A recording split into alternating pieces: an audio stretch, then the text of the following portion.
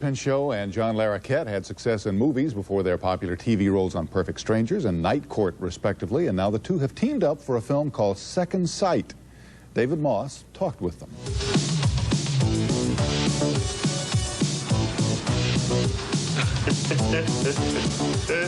I see you look at this base. Yeah, I was wondering how much something like this went for. $130,000. Get the out of here. No, I cannot. It's serious because it's very important base. For Perfect Strangers, Bronson Pinchot, a cameo performance in Beverly Hills Cop brought instant recognition and career opportunities. He does not love you like I love you. What are you doing? Get out of my car. Hey! And who wouldn't fight to get Kim Basinger back? Night Court's John Larroquette did in Blind Date. You don't think you're going to get rid of me that easily, do you? Together, Larroquette and Pinchot star in the new film, Second Sight. We're detectives. We'll detect. But why them? That's a good question. I think because of the harmonics. You know, Bronson is sort of this like really high range, way up there on the VHF band. You know? And I think that I'm sort of a little lower and a little wider wavelength on the UHF band. And I think somebody had the strange idea that the two energies would combine well enough that people would be interested in seeing what the outcome would be.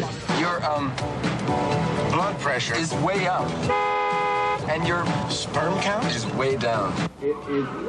It is wild and crazy. Yes, I know, I could tell. We're talking about a detective agency here. What makes this agency different from the ones like we see on Columbo or Magnum or one of these guys? He has a little psychic dressed in like the King and I shorts, a little T-shirt and bedroom slippers that helps him solve cases and eats soy pancakes in between takes. See? So, John, do you just sit there and listen to this guy ramble on like that, or what? Yeah. It's the truth, I imagine.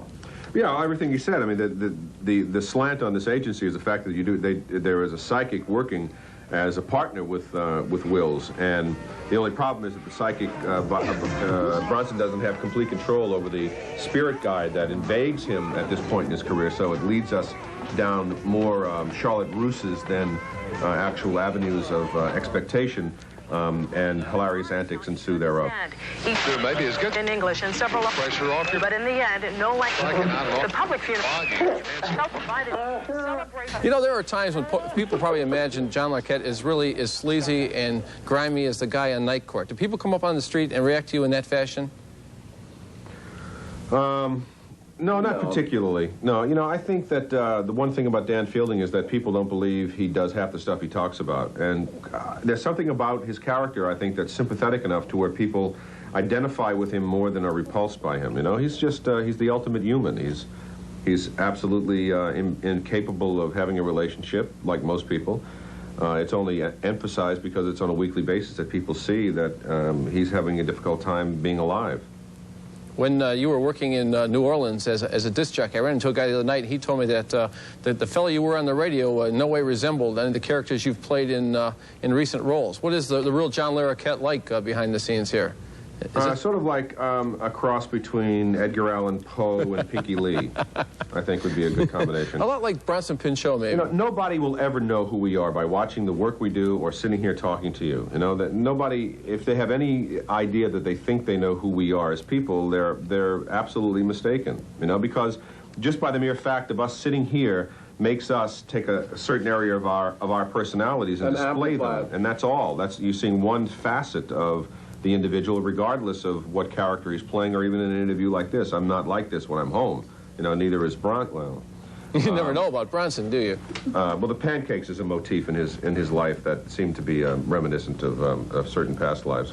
But you know, we're nothing like the people we play. You know, those are characters. They're created by somebody else that we have to somehow materialize. And certainly, the character is stuck with the actor who plays him. There are aspects of that character that are going to resemble the real person, but not closely. Well, Bronson, why don't we wrap this thing up with you giving us a little bird's-eye lowdown on your vision of the film. If you were to give the film a little review or tell your best friend about it, what would you tell him about Second Sight?